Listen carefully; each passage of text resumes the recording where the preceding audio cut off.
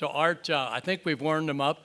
On the count of three, though, we're making a recording. Let's hear your call signs as if this were a pile-up on 1.2 gigs digital. Ready? Call signs, 1, 2, 3. WJ6I! Ah, that's called a tail ender. He waits till you all go first. All right, well, for those that endured the 10 minutes early, welcome aboard to amateur television. And you now have the live faces behind some of the screenshots that you have seen. And here's Art. Okay, good morning, everybody. My name is Art. I'm WA8RMC. I'm the host for the ATB forum, and we got a nice we've got a nice spot in 1003, 1004. In which building is it? I forget which building it is. Anyway, building 1. Okay, so that's the rest. Okay, what I've got is that you got me off into a different thing from where I'm used to looking at it. What I'd like to talk about is the comparison for digital and analog television.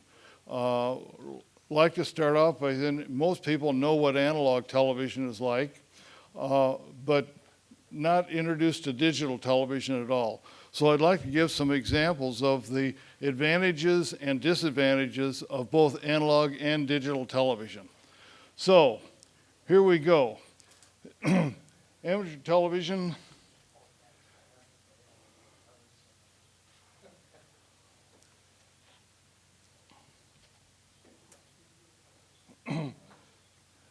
First of all, the analog characteristics. Is that right? No, it flipped back. It was there and it flipped back.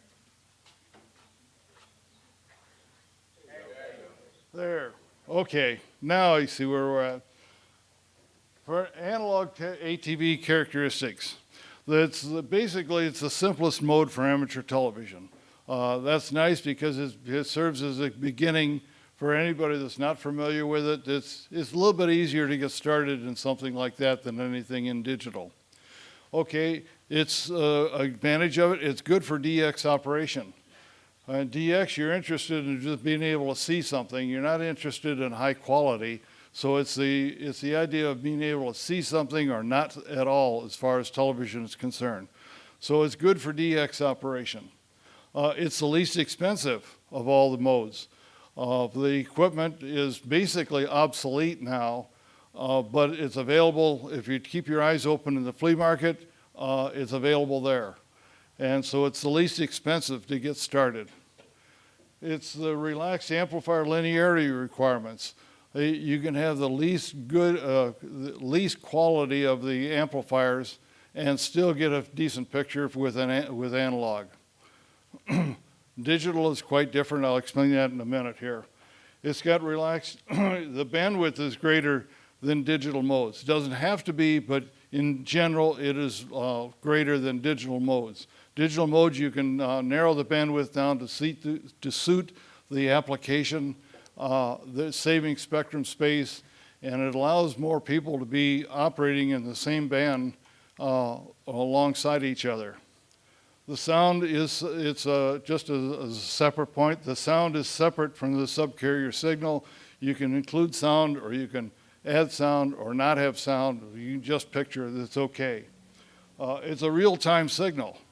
And you'll see when I explain the digital modes that what you see is what you get. There's no delay. There's no what we call latency in the system. It's real-time. It's very handy if you're trying to operate duplex or talk to somebody. There's no delay. You don't have to wait for it. It's normally a lower resolution signal. If you got DX operation, you don't care whether it's a fuzzy or whether it's a out of focus signal or a low resolution signal. You just look and see is the signal there. So it's normally a lower resolution than a digital signal. Okay. There's a picture of some of the obsolete, I say they're all obsolete. The top one is the a PC electronics unit, companion receivers. I show these mainly so that you can recognize them here. So if you happen to spot something in the flea market that somebody says, hey, you know, I want $5 for this, you know whether you're getting something that you recognize.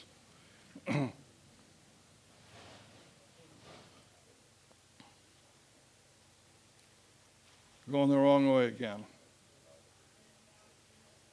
Okay, for comparison, there's some of the digital television equipment. The top left is the HV100E. This is made by Hi-Des in Taiwan. They're the primary vendor for digital television equipment, and that's kind of what it looks like. Below that is the HV110. It's a simple digital receiver. Cost is about $120.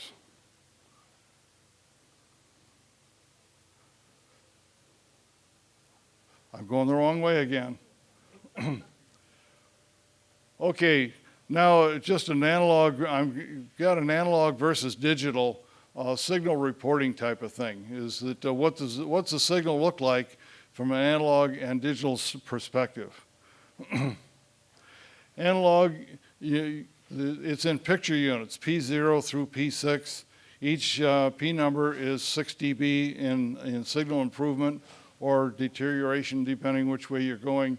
And the first one you can see is just barely a recognizable picture.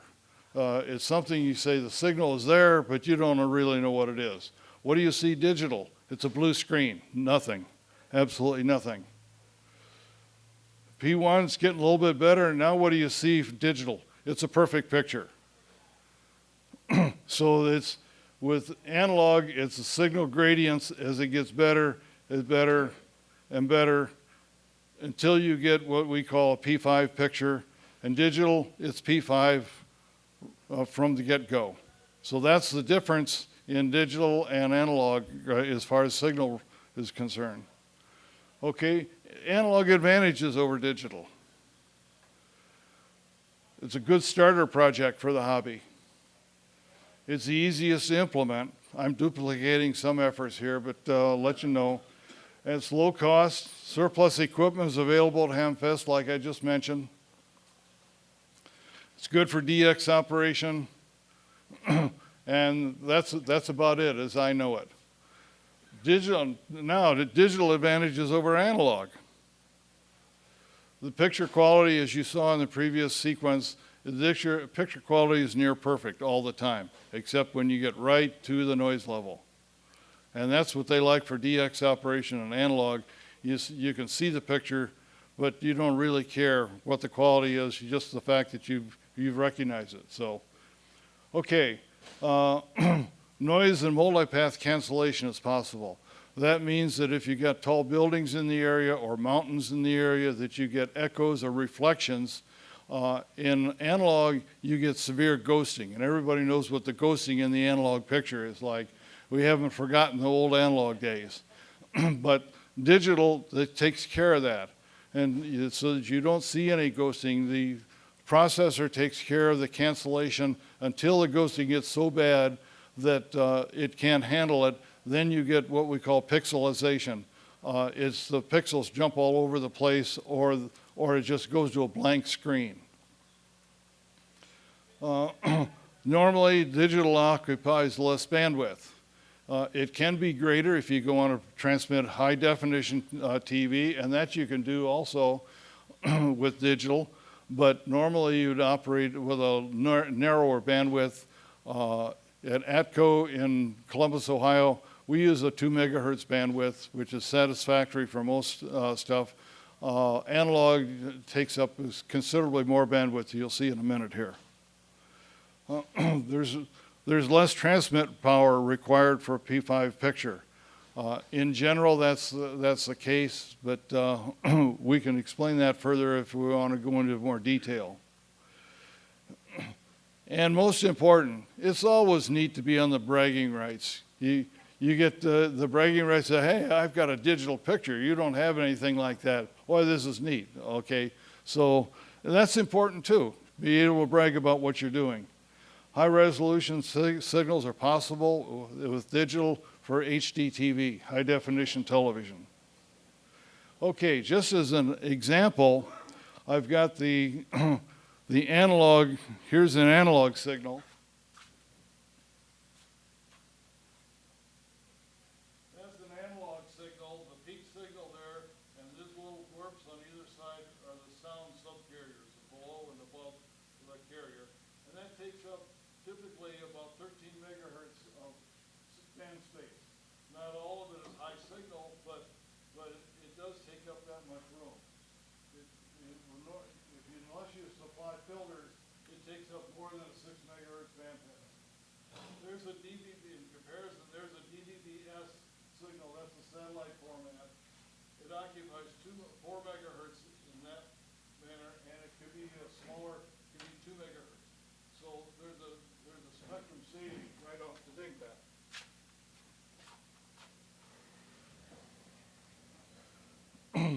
Okay, we're into digital. Let's DVB-S and S2. There's two basic forms of digital formats. There are more than that. There's a handheld, there's a smartphone, and different formats that are seldom used. But basically, there's two formats. DVB-S is the commercial satellite format. That's the format that every commercial user has for all the satellites globally. And it's the general commercial standard format.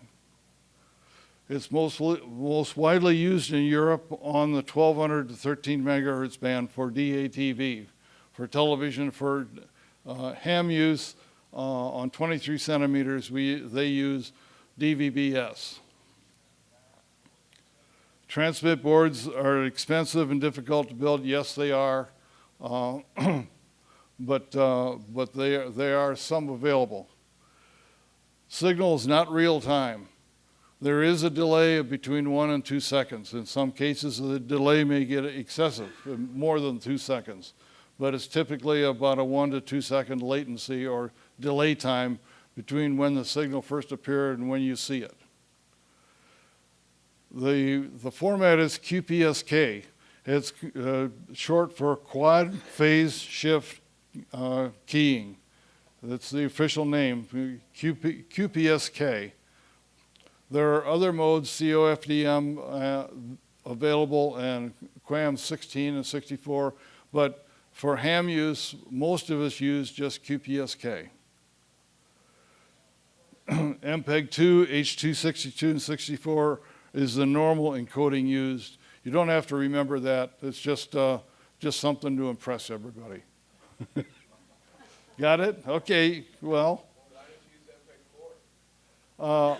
I don't know what MPEG-4 is. 264 MPEG-4 basically the same. Is it? Oh, basic 260 is 264. I didn't know what that was. Okay, you got me. No, I didn't want to get you. I was curious. No, that's okay. Error correction. There's error correction with Reed-Solomon and forward error correction. I'm not going to define what Reed-Solomon error correction is. It's quite a detailed software algorithm that takes place. Okay, this is an example in DVB-S it illustrates what we call spectral regrowth as it goes through amplifiers. As you process a signal through an amplifier, it adds a certain amount of distortion. The distortion is either through the circuit limitations, the noise generated from the components itself, or other factors. But so, as an example,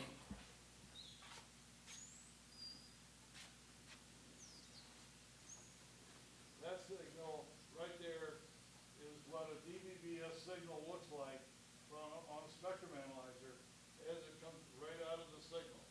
It's nice, steep skirts, and a flat top on the top of the signal. That's maximum power up there. As it goes through the first amplifier, once you go through the amplifier, it starts generating skirts on either side of it. That represents either distortion or nonlinearity characteristics of some sort. But you can see once it goes through, the first one is 2 milliwatts signal. Looks pretty good. When you output from 2.5 watt high linearity amplifier, you get some step between them. That's still a good signal because they want to maintain a halfway decent signal noise ratio. The ratio between Take your mic. Oh, the mic can go. Okay, is there a portable mic over there too? Okay. Yeah, they're recording this for playback sake. Is this on? Push the button there on the bottom. On the bottom. No, How about? the light has to come on. Lights on. Hello. Oh. Okay. Out of the amplifier, that's you get some spectral regrowth, and that at this particular point, that's okay. It's a significant difference between peak power and the first regrowth. That's not too bad. We add a brick amplifier. In this case, it's an 18-watt LDMOS brick amplifier. You see what the regrowth, this first step is much higher. Now you're getting much less, the signal noise ratio has decreased quite a bit. This is still an acceptable picture from a ham standpoint, but you see what happens is the signal passes through the amplifiers and the signal actually degrades. You get to the point where this is between 10 and 15 dB distance in there, and all of a sudden the receiver loses lock. You don't have anything more. But that's just an illustration from origination through about an 18-watt brick amp. That's what it what the difference is. Okay.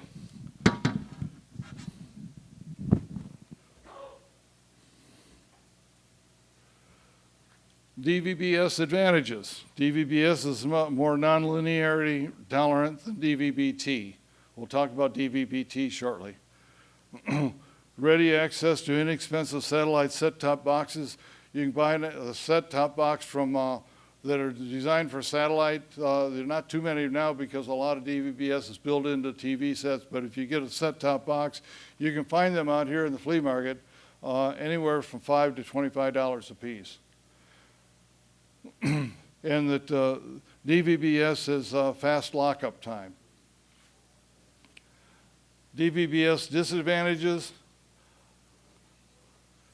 The receivers are not available for 70 centimeter operation. That there are no commercial receivers for DVB-S on the 400 megahertz band. Until now. I'll give you a little bit of example more later. And as I said, it's mainly used only on 23 centimeters. Again, the technology is difficult to understand. That goes saying with digital formats that we're just going to have to put up with it. I can't think of anything else except that not enough people use it. In the United States, most of the operation of DVB-S is on 1200 megahertz, and on 70 centimeters it's all DVB-T at this particular time. Mainly because of the non-availability of good receivers on 70 centimeters for DVB-S. Okay, now DVB-T general characteristics. It is COFDM modulation, and that is co-orthogonal frequency, Mike help me, domain modulation. For what, I can never remember what that acronym is. Division multiplexing, that's right. The data stream, that data stream on the DVB-T is split up into a large number of low bandwidth data streams. It's the format they use. Instead of one high-speed data stream is in DVB-S. DVB-T puts a whole bunch of low resolution, a large number of low bandwidth data streams together. Each stream digitally modulates a set of closely spaced subcarrier frequencies. There are two modes available, basically the 2K and the 8K mode. They've each got 1,700 subcarriers in the 2K mode and 6,000, low over 6,000 subcarriers in the 8K mode. Most of the times we use just the 2K mode. And in USA, it uses the QPSK modulation. That's a simple format, and it's a little bit easier to work with than some of the other stuff. If you want to do high definition, you want to go to a different format to accommodate that. Although QPSK handles high definition also. Terrestrial broadcast standard, again, it's terrestrial broadcast standard for European countries. That DVB-T is used in all commercial broadcasts in Europe. Almost all of European countries that I know of. Digital data is delivered in a series of discrete blocks at the symbol rate with a guard interval. Okay, I hope nobody wants me to explain that. They can ask me. Okay, we'll ask Mike later on. Okay. We're just going over the highlights here. We get into a detailed discussion on that one, we can take up the rest of the day. DVB-T disadvantages. The commercial receiver set-top box is not used commercially in the USA, so you have to go out and find something. Signal is higher peak value than DVB-S amp, which means the signal stays at a peak value for a longer period of time. It presents certain challenges. It cannot be driven as close to compression as DVB-S, and that is, as you start to raise the signal, the output goes up in a linear fashion to the input signal that you have. Once you get to a close to a saturation point, now you start getting compression of the peak carrier. It's at that point that the DVB-T is not very tolerant. It quits early in that situation. Modulation is more complex than DVB-S, and we'll just leave it at that. Okay, is DVB-S now, with all that information, you got it all memorized, right? Let's compare it. Is DVB-S the best for DATV? Well, I don't know. It's used, free-to-air receivers are available for 23 centimeters. If you want to operate on 23 centimeters, DVB-S is probably a pretty good choice. Receivers are cheap, $10 to $50 on eBay, $125 new at satellite store if you want to buy a brand new one. High linearity amps are not necessarily required. The format is generally tolerant of an amplifier that has some minor linearity problems. LDMOS RF power bricks are available, and that they work okay for DVB-S for the most part. Multipath cancellation schemes adequate for ham use. Not subject to motion limits. Okay, for mobile DATV, if you want to go down the highway at 65 miles an hour, it works pretty good. You'll notice that the ATSC format for digital television in the United States quits when you get to anything above walking speed. It is intended to not handle echoes and cancellation very well. Bandwidth is modifiable. In other words, it's not a fixed format bandwidth. If you have a situation where a couple people want to operate close to one another, you can narrow the bandwidth of each one, operate independently, and you put the signal close to each other and still operate significantly. It's easy to have multiple video channels in a single carrier. Generally, I don't think anybody's going to do that, but you can buy equipment that puts multiple video channels on your one carrier. I do have one situation at our repeater at ATCO in Columbus where we put 2 video channels on the 1200 megahertz carrier, and we can see two separate RF inputs. So you can multiplex it and have more than 2, but we do 2. I don't know of anyone else that is putting multiple video signals on one carrier, but it can be done. Okay, DVB-T, is it the best? Well, it's very good for narrow bandwidth EX operation, as I've mentioned before, on 70 centimeters. Most of the time it's used on 70 centimeters. Some receivers will work down to 100 kilohertz of bandwidth. You can operate in close proximity to other DVB-T signals. We talked about that before. A Taiwan manufacturer called Hides makes dongles and also equipment for ham use in the DVB. They make DVB-T and they make some DVB-S equipment now.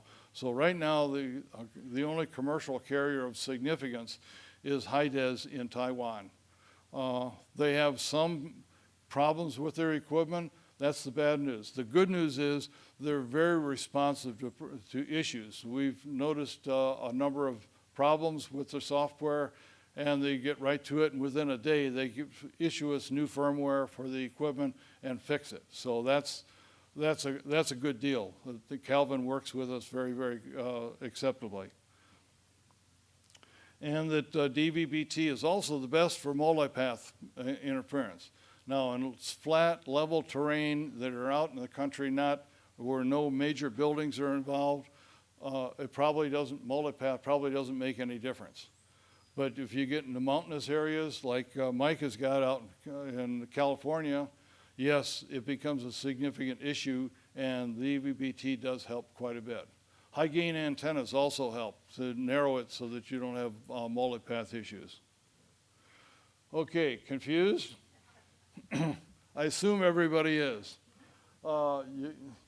Consider this. You can transmit approximately 3 dB more power, maybe a little bit less, maybe a little bit more with DVB-S than DVB-T, because DVB-T has got kind of a flat top carrier on it, and you can drive it a little bit closer to compression. So you can get a little bit more average power of DVB-S than T. DVB-T uses higher linearity amps because of multiple carriers. So the complexity of the transmit equipment is a little bit more complex for DVB-T. DVB-S has a shorter receiver lockup time, and I mentioned that before, that you can lock onto a signal a little bit quicker on DVB-S than you can on DVB-T. How much difference? We're talking seconds, 1 or 2 seconds maybe. DVB-S has one high resolution carrier, low bandwidth. We covered that before. DVB-T is better for multipath cancellation, but not needed in most flat terrains, as I mentioned there also. DVB-S is better off-frequency lockup range. You can be a little bit more further away from the main frequency, and it locks up a little bit better than DVB-T. Does it matter? Probably not too much, but it's in the specifications. Multipath is less of an issue at high frequency, and if you have DVB-T issue and you want to use DVB-S and go to a higher frequency on a 1200, that you may be a little bit better due to higher gain and more directive antennas that are available. Remember that as you have a more directive antenna, the beam width is narrower, and you get a natural rejection from signals off to the sides, so that multipath becomes less of an issue with high gain antennas.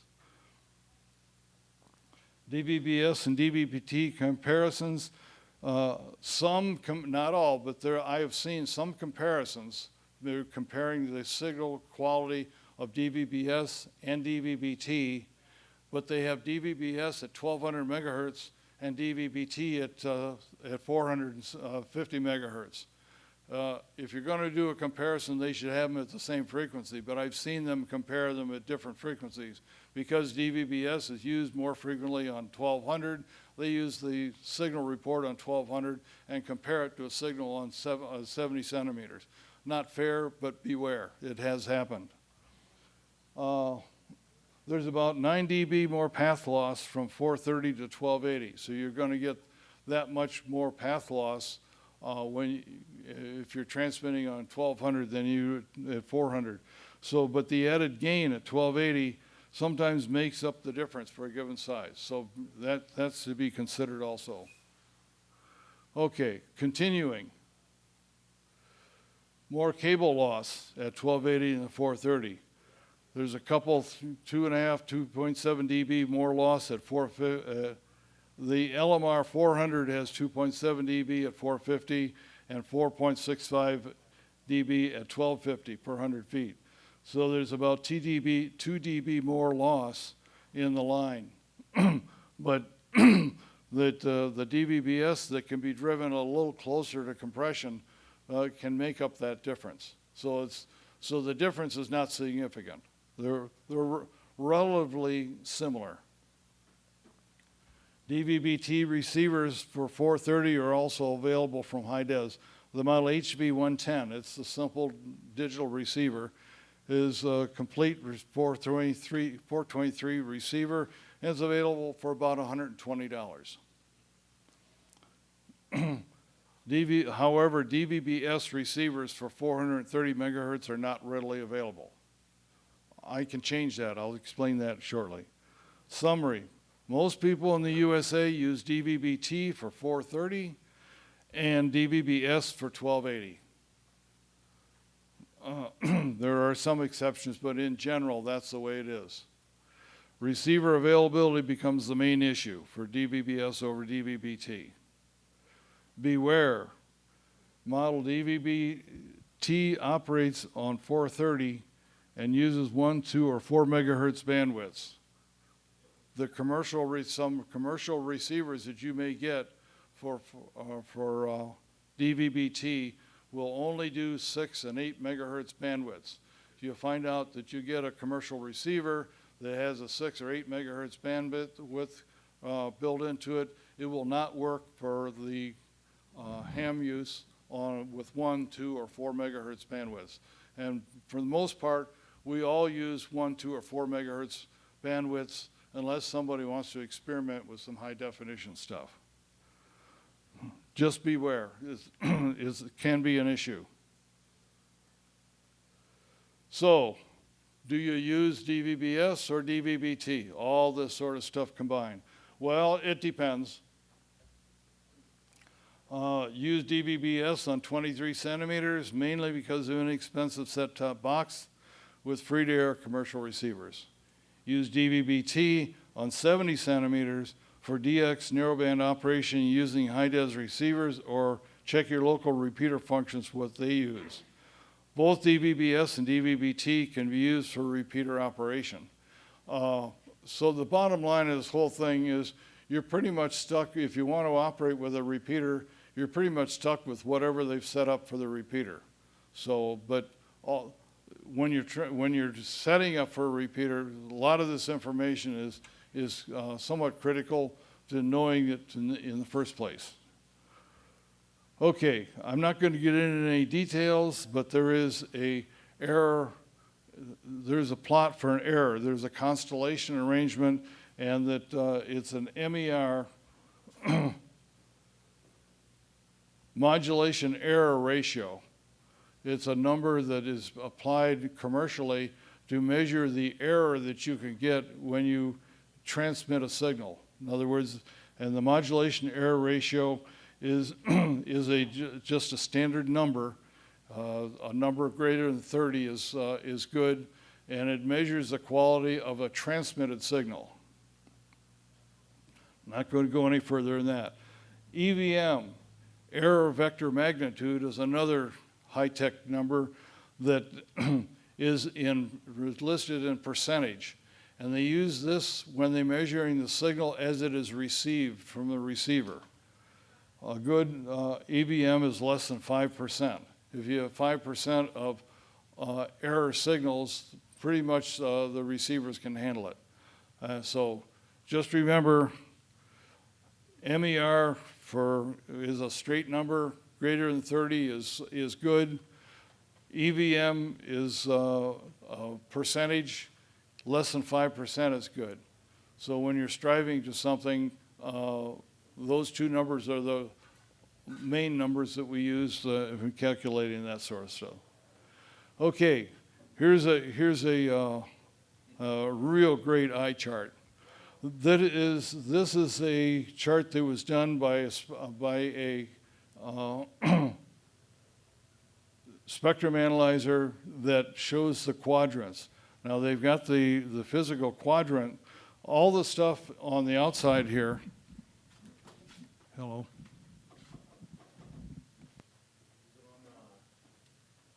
Hello. There it is.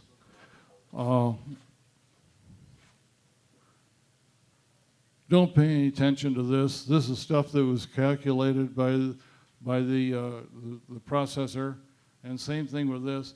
The only thing I wanted to zero in on is there is in QPSK, it's quads modulation, 4-quadrant modulation, and as it in that process, it generates these 4 little landing dots. So that's the spot in the quadrant that you have the data there. And that in this case, it's the original signal, and it's a real nice small red dot. If everybody can see, some people in the back can't see the red dot there. But that's all I wanted to point out is there's a real tight, real red dot on the transmitted signal.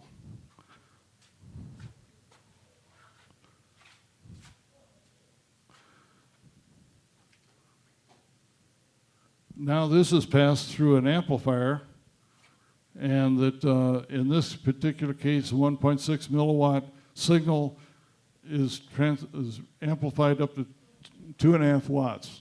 And you saw the spectral regrowth before, but now in the landing dots, as it says, each landing dot, each time it grabs a sample, the landing dot is in a slightly different position.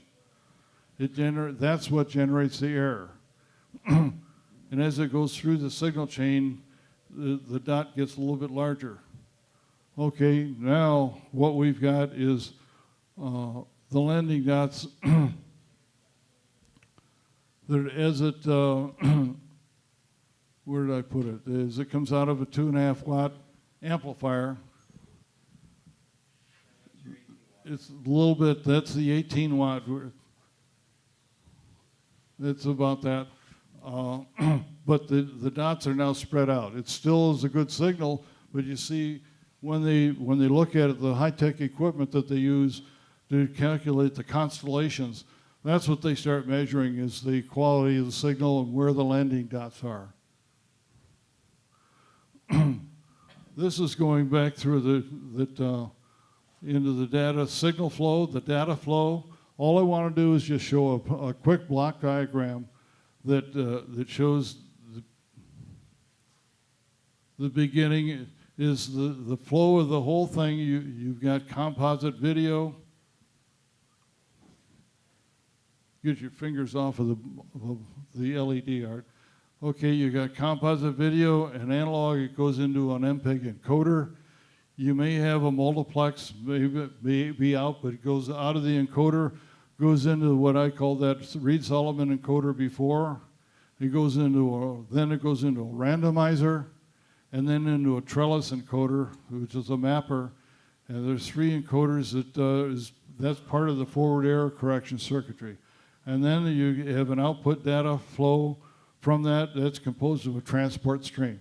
So that's really the basic format, the basic functions of a digital signal there.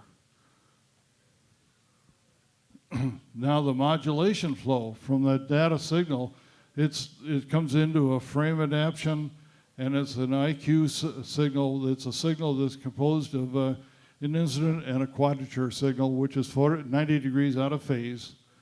It goes through a digital analog converter for the incident channel and a digital analog converter on the quadrature channel. It goes through a low-pass filter to remove some of the extraneous stuff. The filters remove the digital oversampling. You always get oversampling and digital conversion. And then it goes into a modulator and an RF amplifier. Looks like simple, doesn't it? It is in some respects, but there's a lot more to it. You don't have to build those things, it's in the black box. Yeah, it's all in the black box. If you don't build it, it just goes in here, goes out there, and let it go at that. That's a signal flow that I have on a specific transmit board that I designed. And I just show it there to show you what we have of a transmitter that uses a computer to do all of the encoding and the error correction and that handles it. So that the analog comes in there and goes into an MPEG 2 encoder. And this is a PC. This is your personal computer, whatever whatever format this one uses, Ubuntu, and then it goes into the DATV Express Exciter board. It's an FPGA-based device. This is about I'll show you a picture of it in a minute, but a 3 of a 6-inch board. Goes to first stage power amplifier, second stage amplifier, comes out with 6 to 10 watts. But that's the whole thing there. That's what the transmit board physically looks like.